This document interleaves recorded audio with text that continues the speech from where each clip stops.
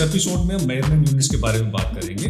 जब हम एक वेब डॉक्यूमेंट बनाते हैं तो हमें डॉक्यूमेंट के डिफरेंट कंपोनेंट्स की साइजिंग करनी पड़ती है और हम डिफरेंट मेजरमेंट यूनिट्स के थ्रू ये साइजिंग कंट्रोल करते हैं।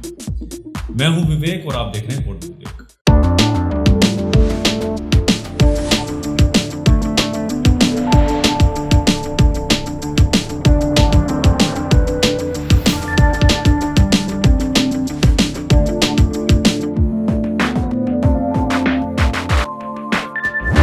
आइए अब चलते हैं और देखते हैं मेजरमेंट यूनिट्स कितने तरह के होते हैं। मेजरमेंट यूनिट्स की दो ब्रॉड कैटेगरीज हैं, एब्सोल्यूट और relative.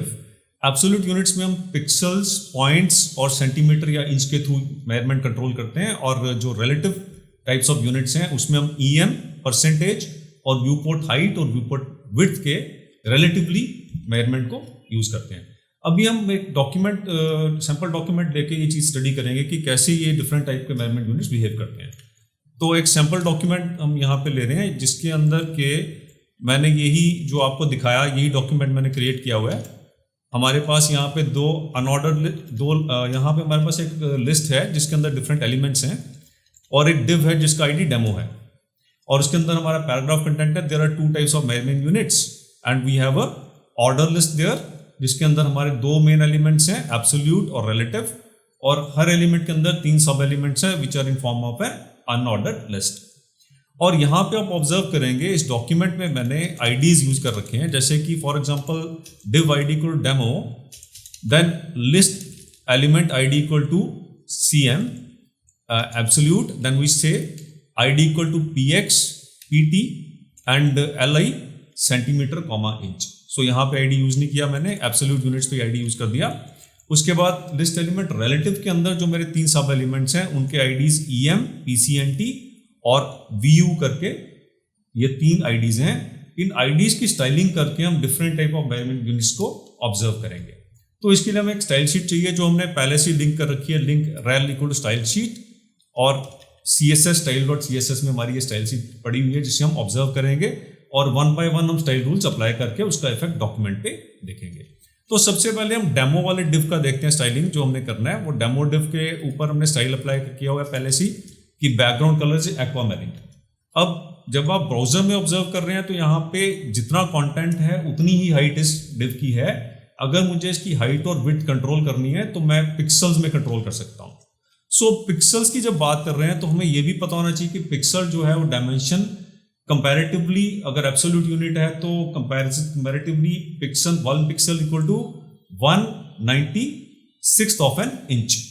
So 1 pixel equal to 1/96 of an inch. जो बड़े हाई रेजोल्यूशन वाले मॉनिटर्स हैं उनमें क्योंकि डॉट पर इंच काफी हाई होता है, तो जब हम पिक्सल के हिसाब से साइज लेते हैं किसी भी चीज का, तो वो इमेज या वो ब्लॉक एलिमेंट हमें छोटा नजर आता है हाई रेजोल्यूशन मॉनिटर्स पे।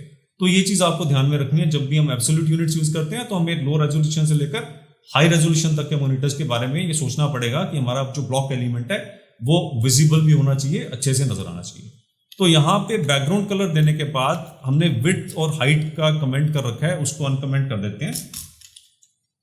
आप यहाँ पे देख रहे हैं कि मैंने विड्थ 600 पिक्सल्स और हाइट 400 पिक्सल्स यहाँ पे डेमो डिव का दे दिया।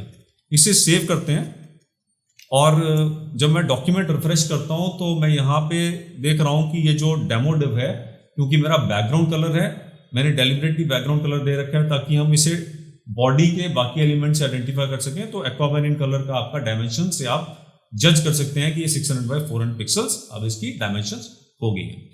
सो लेट अस से अब मैं पिक्सल से हटके परसेंटेज वाले डायमेंशन को स्टडी करना चाहता हूं।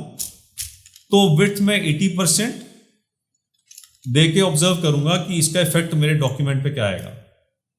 सो अब आप देख रहे हैं कि जो मेरा डॉक्यूमेंट का ये डिव है, डेमो डिव, इसकी विड्थ फुल स्क्रीन पे नहीं है। इसकी जो विड्थ है it is now 80% of the view area. Percentages में डायमेंशंस देने का एडवांटेज क्या होता है, इनकेस व्यू एरिया आपका चेंज होता है। अभी हम चेंज करके देखते हैं। तो ये जो डिव है ये चेंज्ड स्क्रीन एरिया के हिसाब से उतने परसेंट स्पेस ही आपका ऑक्यूपाई कर लेगा। तो आपका जो कंटेंट है ये रिस्पॉन्सिव बन जाता है, डिफरेंट स्क्रीन साइजेस पे भी एप्रोप्रिएट बिहेवियर से ये आपको कंटेंट दिखाता है। अब हम चलते हैं व्यू पोर्ट हाइट और विड्थ के कॉन्सेप्ट को यूज करने के लिए। तो विड्थ वाले को कमेंट करके मैं व्यू पोर्ट वाला विड्थ एंड हाइट वाला जो कंटेंट है उसको मैं यहाँ पे ओपन अप करता हूँ। विड्थ मैंने 70 VW ले ली। तो व्यू पोर्ट विड्थ और व्यू पोर्ट हाइट का कॉन्सेप्ट क्या है, ये 1 से लेकर 100 तक होता है। 1 VW अगर मैं लिखता हूं डायमेंशन, इसका मीनिंग है 1% of the total view port width, या 1 VH लिखता हूं तो 1% of the total view port height.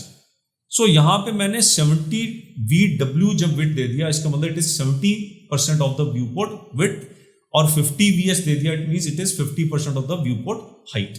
अब मेरा जो डेमो डिव है, ये स्टाइलिंग देने के बाद आप देखिए कि 70 और 50 का इफेक्ट इस पे क्या आ रहा है, 70% of the view port width and 50% of the view port height. So इस केस में जब भी व्यू पोर्ट के डायमेंशन में चेंज करूंगा तो ये भी रिस्पॉन्सिव तरीके से बिहेव करेगा। सो ये आपका कॉन्सेप्ट हो गया कि पिक्सल्स कैसे वर्क करते हैं, आपका परसेंट कैसे वर्क करता है, व्यू पोर्ट हाइट और विड्थ कैसे वर्क करता है। अब हम डिफरेंट पैरा एलिमेंट्स पे या लिस्ट एलिमेंट्स पे भी इनका इफेक्ट देखते हैं इन स्टाइलिंग रूल्स का। तो हम चलते हैं कंटेंट पे। तो सबसे पहले मेरा CM करके जो आईडी है उसको टैप किया हमने, तो सेंटीमीटर आईडी के अंदर मैंने फॉन्ट साइज 1 CM दे रखा है। अब हम देखते हैं कि हमारे डॉक्यूमेंट में आईडी CM किस एलिमेंट का है। Let's move to index.html। तो मेरा आईडी जो है CM, वो फर्स्ट जो लिस्ट एलिमेंट है li id को CM absolute. So 1 centimetre height देने से एब्सोल्यूट वाला जो एलिमेंट है it will take exact 1 centimetre height on the screen.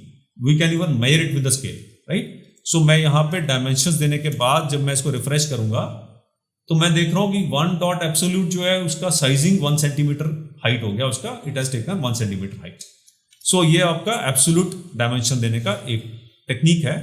उसके बाद मैं यहाँ पे पिक्सल वाला आईडी कंट्रोल करता हूँ, px वाला आईडी। तो I have given font size 20 px। So document में मेरा आईडी px जिस एलिमेंट का है which is saying that px 1 px equal to 1/96 of an inch. जब मैंने ये स्टाइलिंग ओपन कर दिया तो इस वाले एलिमेंट पे ये स्टाइल अप्लाई हो जाएगा, it will take a size of 20 px। So document को रिफ्रेश करते हैं। So px 1 px equal to 1/96 of an inch का आप देख रहे हैं कि इसका जो फॉन्ट साइज है it is increased, right. Now we move on to the next point which is pt। So pt dimensions जो है वो आपके 1/72 ऑफ एन इंच होता है, 1/72 ऑफ एन इंच। कहने का मतलब pt डायमेंशन जो है वो थोड़ा सा px से बड़ा होता है। सो अगर pt में मैं 20 pt दूंगा तो वो जो एलिमेंट है वो 20 px वाले एलिमेंट से थोड़ा सा बड़ा हमें नजर आएगा। तो हमने ये pt वाला स्टाइल रूल अप्लाई कर दिया, तो जिस भी एलिमेंट का pt आईडी था उसका फॉन्ट साइज अकॉर्डिंगली चेंज होके 20 pt हो गया। अब नेक्स्ट स्टाइल रूल हम देखते हैं किस पे अप्लाई किया हमने em वाले एलिमेंट पे अप्लाई किया। तो सबसे पहले हम em को समझते हैं, अंडरस्टैंड करते हैं em क्या होता है। So basically em measurement unit एक रिलेटिव यूनिट होता है।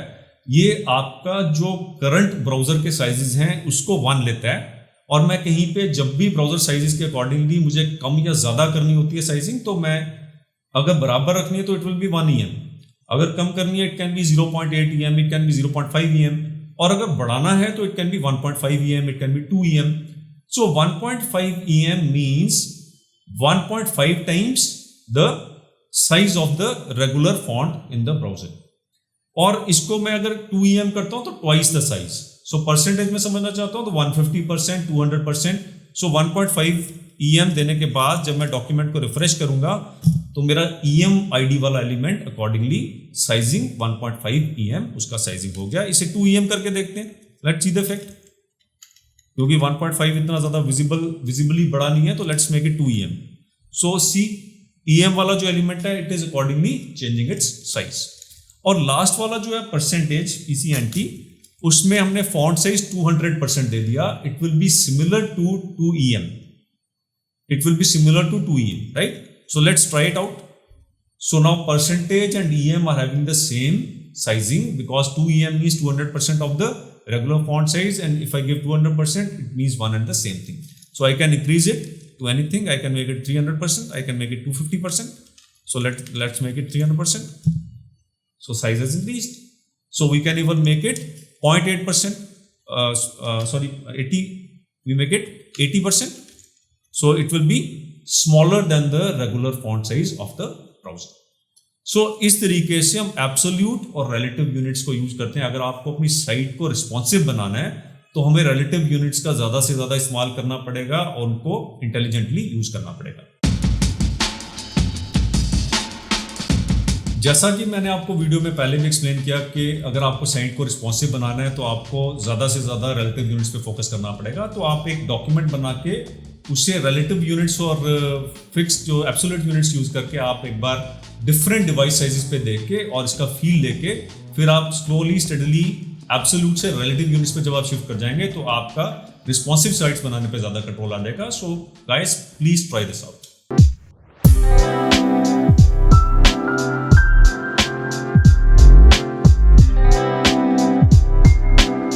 मैं चाहता हूं कि कंसिस्टेंटली मेरे कोडिंग वीडियोस आप तक पहुंचते रहें ताकि आप नई टेक्नोलॉजी सीख के कोडिंग एक्सपर्ट्स बन सकें। मेरी पूरी कोशिश मंडे, वेडनेसडे, फ्राइडे की रहेगी ताकि आप वीकेंड्स पे टी और स्नैक्स के साथ मेरे वीडियो का मजा ले सकें।